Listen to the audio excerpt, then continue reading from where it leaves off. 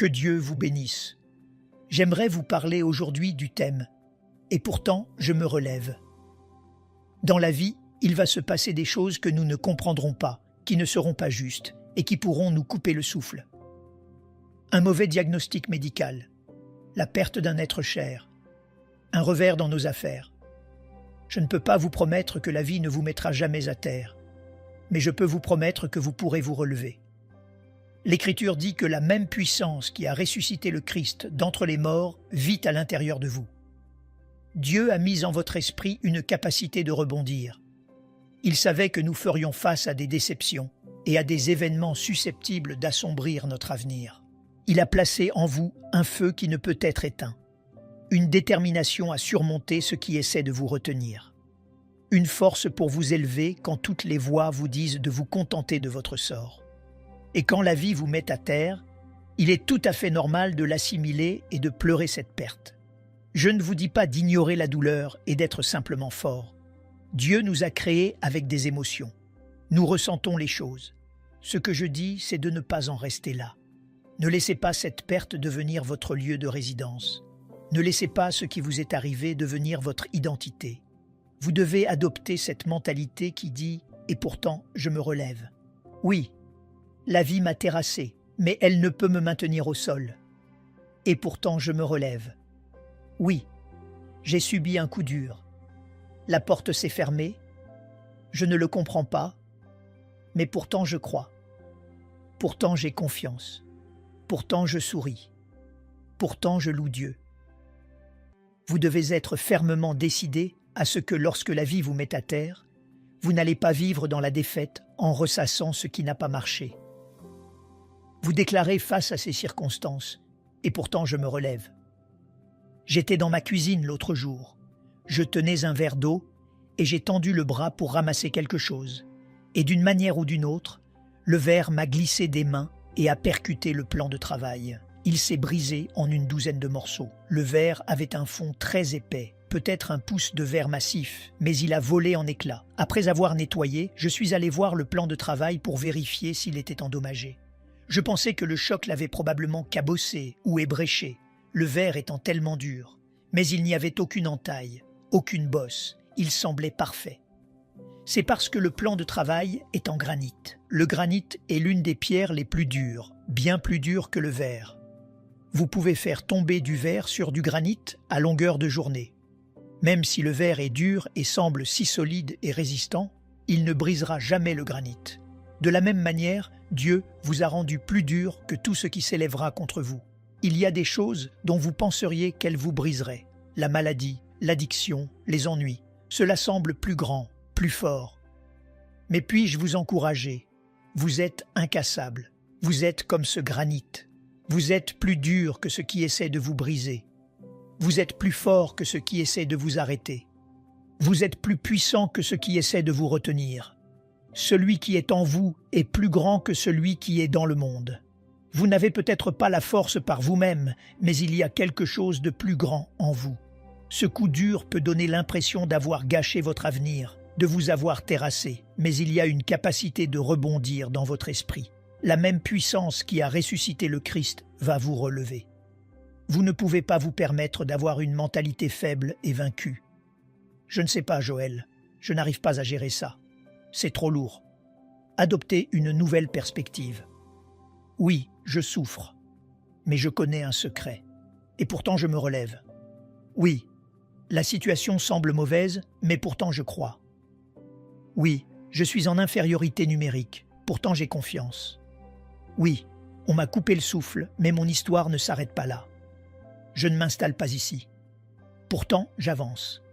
Pourtant, je rêve. Pourtant, je m'attends à la bonté de Dieu. C'est ce qu'a fait Jacob dans les Écritures. Jeune homme, il a dû quitter sa ville natale parce que son frère Ésaü était en colère contre lui. Jacob avait volé son droit d'aînesse. Ésaü allait se venger. Alors Jacob a fui vers une ville lointaine et a vécu chez son oncle pendant de nombreuses années. C'est là qu'il a rencontré ses épouses, Rachel et Léa, et ils ont eu beaucoup d'enfants. Jacob a été béni par l'abondance de bétail et de troupeaux. Eh bien, après que les choses se soient calmées, Dieu lui dit dans Genèse 31, « Retourne au pays de tes pères et dans ton lieu natal, et je serai avec toi. » Bien sûr, Jacob avait toujours voulu rentrer chez lui. Alors il a rassemblé sa famille, ses troupeaux, ses enfants, et il a pris la direction d'Hébron, où vivait son père, Isaac. Ce fut un long voyage, et ils arrivèrent à la ville de Béthel, où ils dressèrent leur camp. C'est là que Dieu changea son nom de Jacob, qui signifie trompeur et usurpateur. C'était ce qu'il était dans le passé, en Israël, qui signifie prince avec Dieu. Ce fut un moment clé de sa destinée, où il reçut cette nouvelle identité. Je ne suis plus celui que j'étais, je suis un homme nouveau. Il y bâtit un autel et adora Dieu. Ils quittèrent Béthel et poursuivirent leur voyage. Sa femme Rachel était enceinte, et elle commença à ressentir les douleurs de l'enfantement. Ils s'arrêtèrent, les sages-femmes commencèrent à l'aider, et elle entra en travail. Ce fut très difficile. Il y eut des complications. Rachel donna naissance à l'enfant, un petit garçon en bonne santé. Mais Rachel ne survécut pas. Elle mourut en couche. C'était à la fois le meilleur des moments, un nouveau petit garçon, et le pire des moments. Jacob perdit son épouse bien-aimée. À cette époque, ils avaient plusieurs épouses, et il avait épousé sa sœur Léa. On l'avait piégé pour cela, mais Rachel était l'amour de sa vie. La première fois qu'il a vu Rachel, ce fut le coup de foudre, à tel point qu'il avait dit à son père, Laban, qu'il travaillerait pour lui pendant 7 ans, juste pour pouvoir l'épouser. Et après ces 7 années, Laban n'avait pas tenu parole. Il lui avait donné la fille aînée, Léa, à la place. Jacob avait dit « Ce n'est pas ce que nous avions convenu ». Laban avait répondu « Alors tu dois travailler pour moi 7 années supplémentaires pour avoir Rachel. » Jacob l'a fait. Voilà à quel point il aimait Rachel, et voilà que son monde vole en éclats. Il n'aurait jamais imaginé perdre ce qu'il chérissait le plus. Et c'est une chose si elle était décédée de vieillesse, chez eux, une fois arrivée à destination. Mais il l'a perdue en chemin, alors qu'ils étaient en pleine transition, alors qu'ils rêvaient à ce qui les attendait. Et parfois, sur le chemin de notre vie, l'inattendu se produit. Un rêve meurt, une porte se ferme, un être cher ne survit pas. Nous ne l'avons pas vu venir. Nous sommes mis à terre. Il est facile de rester à terre et de se demander pourquoi c'est arrivé, de vivre dans la défaite, d'abandonner ses rêves. Nous faisions ce qui était juste, mais c'est le malheur qui a frappé. Dieu, où étais-tu? Pourquoi n'as-tu pas empêché cela? Il y aura toujours des questions sans réponse. La foi consiste à faire confiance quand on ne comprend pas, à ne pas essayer de tout élucider. Ne mettez pas de point d'interrogation là où Dieu a mis un point final. Il garde le contrôle. Il dirige toujours vos pas. Il a toujours un dessein à vous faire accomplir. Et ce n'est pas comme si Jacob s'était égaré, faisant quelque chose qu'il n'était pas censé faire. Non, Dieu lui avait dit de rentrer chez lui. Il obéissait, suivant le plan de Dieu pour sa vie. Vous pouvez imaginer la douleur qu'il ressentait, le chagrin, le sentiment de perte, le fait d'être accablé. C'était la femme pour laquelle il avait travaillé 14 ans. C'était la mère de Joseph, un fils qui allait marquer le monde. Et soudain, elle n'est plus là. Ils prévoyaient de revoir leur famille, de faire de grandes retrouvailles, d'être tous à nouveau réunis, puis la vie a frappé. Ce qui a rendu les choses encore pires, c'est qu'il ne pouvait pas l'enterrer auprès de sa famille. La coutume, à cette époque, voulait que l'on enterre le corps dans les 24 heures. Ils étaient à des semaines de leur destination. Alors, là même, sur le bord du chemin, il a creusé une tombe. Il a érigé un monument funéraire et il a marqué son décès. C'était un moment critique. Jacob aurait pu s'installer là. Il aurait pu annuler ses plans et penser « Inutile que j'aille plus loin. Mes rêves sont brisés. J'ai le cœur trop lourd. » Il aurait pu vivre dans le deuil. Mais le verset 21 nous montre qu'après avoir honoré son décès, Israël poursuivit sa route. Le verset précédent dit « Jacob éleva un monument sur son sépulcre. » Quand Moïse a écrit cela, il a utilisé 2 noms différents. Ce n'est pas une coïncidence. Dieu nous montrait que Jacob représente la part humaine en nous. Nos émotions, la douleur, le chagrin, le cœur brisé, c'est Jacob. Il a érigé ce monument pour marquer son décès. Dieu n'a pas dit « Jacob, il faut que tu te remettes en route, ne ressens rien, sois plus fort ». Non, le chagrin n'est pas une faiblesse. Le chagrin est le signe que vous avez aimé. Quand vous aimez profondément, vous pleurez profondément. Il y a un temps pour le deuil, un temps pour les pleurs, un temps pour assimiler afin de pouvoir guérir. Si vous ne pleurez pas vos pertes et que vous gardez tout en vous en essayant simplement de passer outre, ce n'est pas sain. Il faut que cela sorte. Le soir arrivent les pleurs et le matin, l'allégresse. Ne contournez pas le processus. Mais voici la clé. L'ennemi aimerait beaucoup qu'une saison de deuil se transforme en une vie entière de deuil, au point que vous établissiez votre campement près du monument funéraire.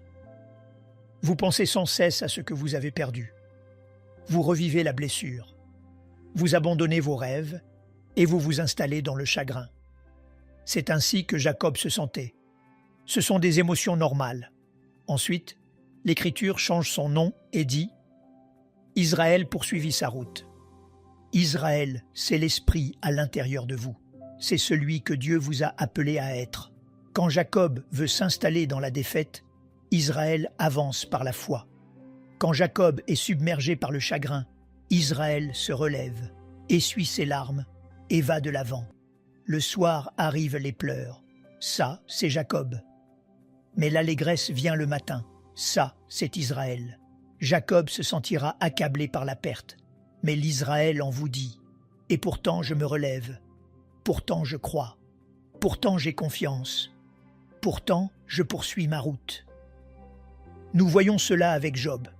Il a tout perdu au milieu de la détresse. Alors qu'il aurait dû être déprimé, il a levé les yeux et a dit « Voici, quand même il me tuerait, je ne cesserai d'espérer en lui. » C'était Israël qui s'exprimait. Mais lorsque nous subissons de rudes coups et que nous devons enterrer un rêve ou enterrer quelque chose que nous avons tendrement aimé, Jacob sera là. Le deuil, les pleurs, la tristesse. Mais puis-je vous encourager? Il y a aussi un Israël en vous. Israël porte la puissance, la force d'âme, la vigueur qui vous font vous relever, qui vous font défier les probabilités, qui vous font poursuivre votre route quand toutes les circonstances vous disent de vous contenter de votre sort. Mon ami, regarde ce qui s'est passé. Ce n'est pas juste. Cela a aigri ta vie. Quand Jacob veut s'asseoir, Israël se lève. Jacob ressent la douleur, mais Israël porte la promesse qu'aucune arme forgée contre vous ne prospérera, qu'il y a un diadème au lieu de la cendre. Jacob essaiera de vous convaincre que vous êtes fini, que vous avez vécu vos meilleurs jours, que vous ne pouvez pas supporter cela. Mais si vous écoutez attentivement, vous entendrez Israël dire « Non, non. Et pourtant je me relève. Pourtant j'avance. Pourtant je persévère. Oui, cette porte s'est fermée. Je suis déçu, mais je vais frapper à une autre porte. » C'est ça, Israël. Ce problème avec votre enfant ou cette difficulté au travail aurait dû vous causer une dépression nerveuse. Vous volez votre joie, votre victoire, mais vous avez ressenti une force, une puissance que vous ne pouvez pas expliquer pour continuer à avancer. C'est ça, Israël. C'est Dieu qui vous soutient. C'est son esprit qui vous fait triompher. Peut-être qu'une relation n'a pas fonctionné. Vous avez perdu un être cher. Vous devriez rester coincé, à vous demander pourquoi. Ce n'est pas juste. Je ne comprends pas. C'était là où se trouvait Jacob. Mais ce qui s'est passé avec lui va se passer pour vous. Israël va se manifester. Jacob n'aurait pas pu faire cela par lui-même. C'était trop dur, trop accablant. Mais quand il est arrivé au bout de ses propres capacités, Israël est intervenu. C'est l'Esprit de Dieu qui vous pousse à aller de l'avant, à continuer malgré ce qui essaie de vous arrêter. Maintenant, ne soyez pas dur avec vous-même quand les choses semblent pesantes. Certaines personnes disent que si vous avez la foi, vous ne devriez pas être en deuil, vous ne devriez pas ressentir la douleur, ressentir la tristesse. Non. Jacob ne disparaît pas. Nous sommes humains. Jésus a pleuré quand son ami Lazare est mort. il a ressenti de la tristesse et le cœur brisé. Dans le jardin de Gethsémané, il était tellement angoissé que sa sueur est devenue comme des grumeaux de sang. Il est Dieu. Pourtant, dans son corps, il éprouvait ses émotions. Ce n'est pas un manque de foi que de ressentir des choses. Le Jacob en vous ressent la douleur. Jacob réagit à la perte et à la trahison. Jacob porte des blessures et des questions. C'est notre part naturelle. Livrés à nous-mêmes, tout seuls, nous resterions bloqués. La bonne nouvelle, c'est qu'il n'y a pas seulement Jacob en vous. Il y a un Israël en vous. C'est à lui que je fais appel. Israël se relève après avoir été mis à terre. Israël va de l'avant alors qu'il a encore mal. Israël fait confiance même quand il y a des questions sans réponse. Israël loue Dieu à travers la douleur et proclame la victoire au beau milieu de la tempête. Bien sûr, Jacob enterre le rêve, pleure la perte, reconnaît la déception. Mais Israël poursuit sa route. Vous traversez peut-être une saison difficile vous aussi, et vous ressentez cette douleur, découragé par la difficulté. Jacob est de sortie depuis longtemps. Puis-je vous le dire, Israël est en vous. Mais vous devez le laisser se lever. Cela commence dans nos pensées. Que vous dites-vous à vous-même? Je ne peux pas gérer ça. C'est trop lourd. Pourquoi m'ont-ils traité de cette façon? Cela va empêcher Israël de se manifester. Il est en vous, mais vous devez le laisser prendre vie. Essayez une approche différente. Dieu, ce fut un coup dur. Je ne le comprends pas. Mais Dieu, j'ai confiance en toi. Tu as dit que tu m'as ceint de force pour le combat. Tu as dit que je puis tout par Christ. Je suis peut-être à terre, mais je n'y resterai pas. Pourtant je me relèverai. Voyez-vous, Jacob avait toutes les raisons de s'installer en chemin vers sa destinée. Il faisait ce qui était juste, poursuivait ce que Dieu lui avait dit, et il a perdu ce qui comptait le plus pour lui. Il aurait pu devenir amer, se laisser submerger par le chagrin, rester bloqué dans des questions sans réponse. Mais il a fait ce que nous devons tous faire. Il a laissé Israël se lever. Il disait en substance, « J'ai mal, mais je continue de bouger. Je suis en deuil, mais j'avance. J'ai perdu quelque chose de précieux, mais je n'ai pas perdu mon but. » Nous connaissons tous ces moments, comme Jacob, qui ne semble pas juste. Vous pouvez ressentir la douleur, mais ne renoncez pas à la promesse. Ce que Dieu a déclaré sur votre vie va tout de même s'accomplir. C'est peut-être difficile, mais l'Israël en vous dit « Poursuis ta route, continue de rêver, continue de persévérer, continue d'espérer. » On ne peut pas maintenir quelqu'un de bien à terre. Malgré ce qui s'est passé, vous vous relèverez quand même. Vous verrez tout de même la bonté de Dieu. Mon père était pasteur d'une église à la fin des années 1950 et elle connaissait un grand succès. Il venait de construire un magnifique nouveau sanctuaire pouvant asseoir 1000 personnes. Il siégeait au conseil d'administration régional de sa dénomination, en pleine ascension. Puis, ma sœur Lisa est née avec des lésions cérébrales survenues à la naissance, quelque chose comme une paralysie cérébrale. Les médecins ont annoncé à mes parents qu'elle ne serait probablement jamais capable de parler, de marcher, ni même de se nourrir seule. Ils n'avaient pas vu cela venir. Jacob était là, leurs émotions humaines. Ils étaient découragés. Ils ressentaient ce chagrin, cette lourdeur, se demandant pourquoi c'était arrivé. Mais à l'intérieur de chacun de nous, il n'y a pas seulement Jacob, il y a un Israël. Mon père a raconté comment il a ressenti une sainte colère. Ce feu, cette passion de prier et de croire que Lisa pouvait être guérie, cela allait à l'encontre de tout ce qu'on lui avait enseigné à l'époque. Au séminaire, on lui avait dit que l'ère des miracles était révolue, qu'elle avait cessé avec la mort des derniers disciples. Il s'est rendu dans un hôtel du centre-ville pour prier et lire les Écritures.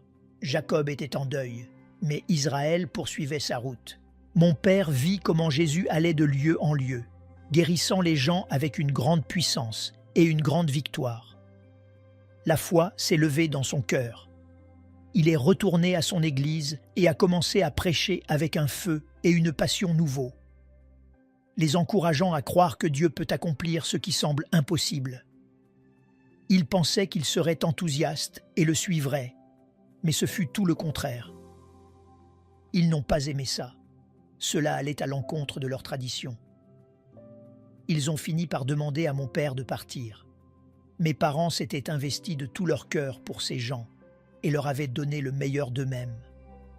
Ma mère m'a raconté que des amis de longue date ne lui ont plus jamais adressé la parole. Tout comme Jacob, en route vers leur destination, faisant ce que Dieu les avait appelés à faire, un rêve est mort. Cela ne semblait pas juste. Dieu aurait pu l'empêcher. Il y avait des questions sans réponse. Mes parents ont pleuré cette perte. Ils ont fait le deuil de ce qui n'a pas fonctionné, mais ils ne sont pas devenus amers. Ils ne se sont pas accrochés à la blessure, ne se sont pas mis à dire du mal de ces gens et n'ont pas cherché à se venger. Ils ont compris que Dieu avait mis un point final ici, que cette saison était terminée. Voyez-vous, Dieu est le gardien de nos portes. Il ouvre et ferme les portes de notre vie. Cela n'a pas toujours de sens pour nous. Il compte nos jours. Nos temps sont entre ses mains. Papa a dû enterrer ce rêve, accepter que cela n'avait pas fonctionné. Mais ce n'est pas parce qu'un rêve meurt que Dieu n'en a pas un autre. Perdre un emploi, une relation, un être cher, cela n'arrête pas le plan de Dieu pour votre vie. Votre destinée ne réside pas dans ce que vous avez perdu, elle réside dans ce qu'il vous reste. Mais voici toute la clé. Si vous vous focalisez sur la perte, sur ce qui n'a pas marché, sur ce qu'ils ont fait, vous allez rester coincé. Bien sûr, vous allez ressentir l'émotion, la déception, la tristesse. Jacob était là. Mais Israël est là aussi. Après avoir assimilé la perte, être passé par la guérison, Israël va se lever et dire « Poursuis ta route, va de l'avant. Ne reste pas ici à pleurer cela plus longtemps. C'est une saison. Ne la laisse pas se transformer en une vie entière. » Et c'est ce qu'ont fait mes parents. Ils sont partis et ont fondé Lakewood avec 90 personnes, le jour de la fête des mères de l'année 1959. L'état de ma sœur Lisa n'a cessé de s'améliorer, défiant tous les pronostics. Et bien sûr, aujourd'hui, elle est tout à fait normale. Et Lakewood est toujours aussi florissante 67 ans plus tard. Ce que l'ennemi conçoit pour faire du mal, Dieu sait comment le transformer à votre avantage. Parfois, ce que nous prenons pour l'ennemi est en réalité le plan divin de Dieu. Des choses que nous ne comprenons pas, mais qui concourent toutes à ses desseins. Mais si mon père n'avait pas poursuivi sa route, nous ne serions pas ici aujourd'hui. Si ma mère s'était aigrie et avait vécu avec de la rancune, elle n'aurait jamais vu toute cette bénédiction et cette faveur. Ils ont été mis à terre, mais ils ont pris cette décision. Nous n'allons pas rester à terre. Ils ont ressenti la morsure du rejet, le fait d'être incompris et mis à l'écart. Mais ils ont aussi ressenti Israël à l'intérieur. Malgré l'opposition, ils avaient de l'attitude suivante. Pourtant nous nous relevons, pourtant nous croyons, pourtant nous poursuivons notre route. L'Écriture dit « Car 7 fois le juste tombe, et il se relève ». La question n'est pas de savoir si vous allez être mis à terre. La vie nous frappe tous. La question est de savoir si vous allez vous relever. Quand il est dit qu'Israël poursuivit sa route, cela signifie qu'il s'est relevé avec une nouvelle attitude, un nouveau courage, une nouvelle détermination qui disait « Ce mauvais coup ne va pas me vaincre. Cette perte ne va pas me définir. Je sais que je suis plus fort que ce qui essaie de m'arrêter. Je suis plus puissant que ce qui essaie de me maintenir au sol. » Vous avez une capacité de rebondir dans votre esprit, la puissance de la résurrection. Ne vous installez pas dans la déception. Poursuivez votre route vers les nouvelles choses que Dieu a pour vous. J'ai entendu parler de ce petit garçon de 5 ans. Il s'appelait Johnny et il était à l'église un dimanche matin avec sa famille. Le pasteur était en train de prêcher. Johnny se levait sans cesse.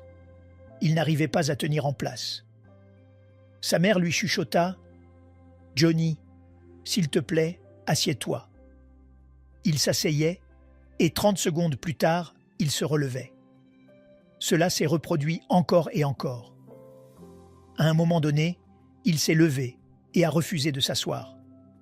Sa mère a tendu le bras, a posé ses mains sur ses épaules, l'a poussé vers le bas et l'a maintenu assis.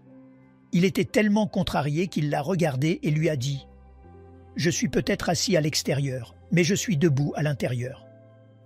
Parfois, la vie vous poussera vers le bas. C'est comme si les circonstances ne vous laissaient pas vous relever. Le bilan médical vous maintient au sol. Ce problème avec votre enfant, cette perte.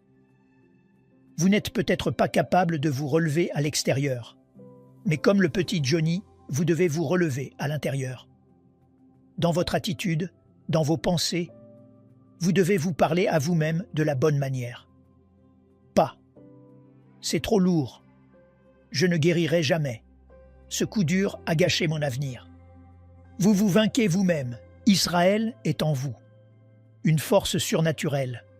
Le courage de vous relever, de poursuivre la route. Mais si vous vous concentrez uniquement sur la douleur, la déception, Israël gardera le silence. Vous devez le réveiller. Ravivez votre feu. Ravivez votre passion. Dieu ne vous a pas mené jusqu'ici pour vous abandonner. Il sait ce qui s'est dressé contre vous. Il ressent la douleur. Il recueille vos larmes. Ce n'est pas la fin de votre histoire. C'est un seul chapitre.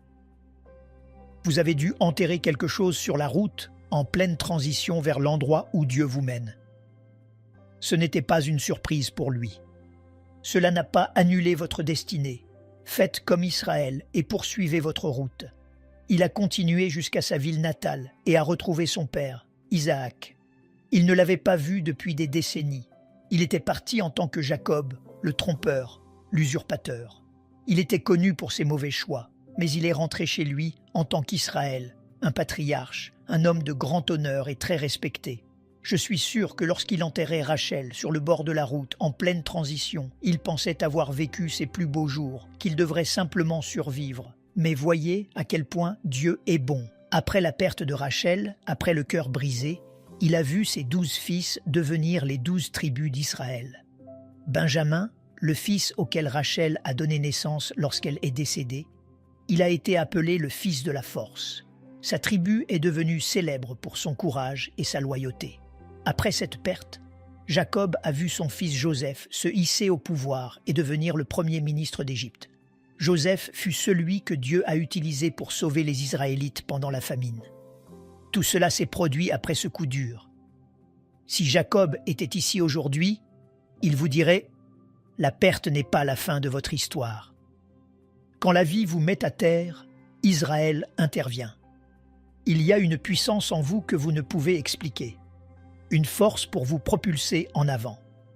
Une grâce pour traverser ce qui devrait vous arrêter. Bien sûr, vous allez ressentir des émotions, de la tristesse, du chagrin.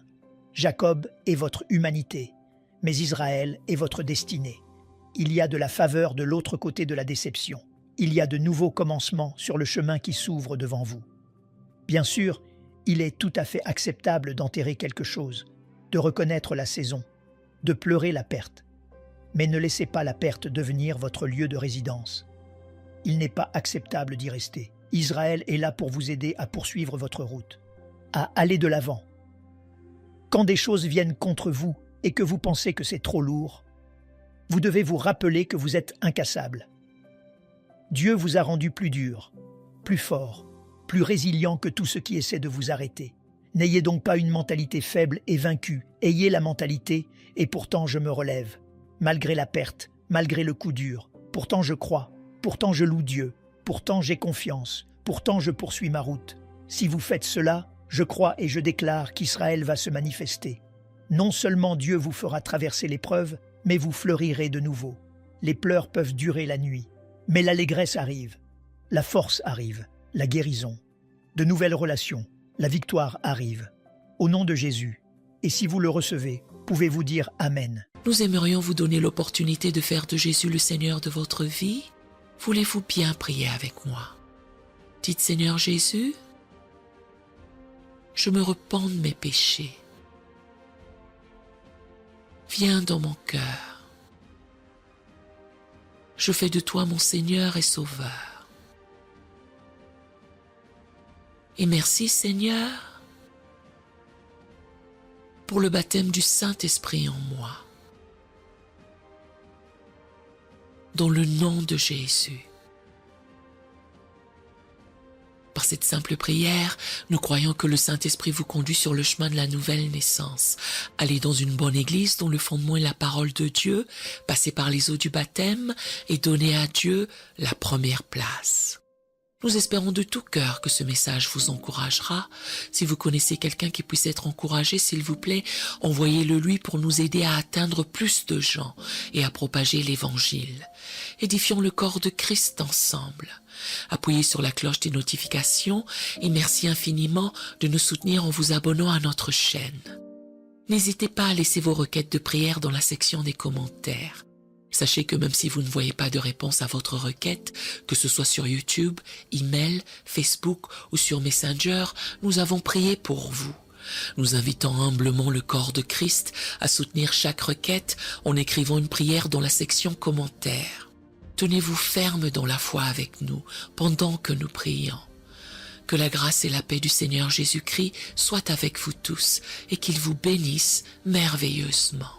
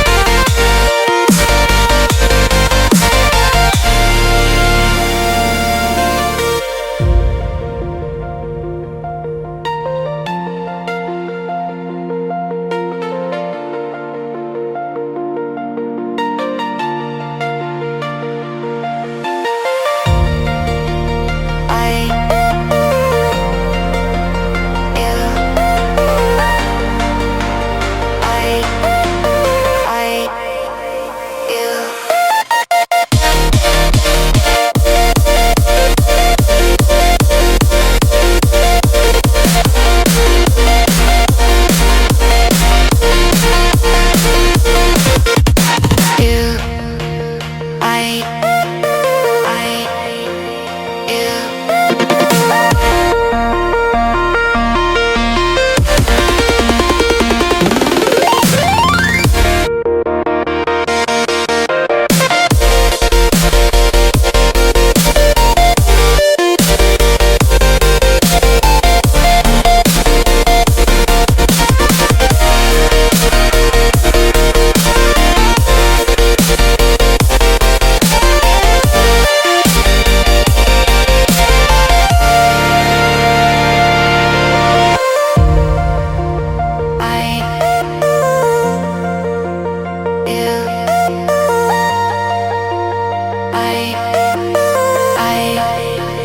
you.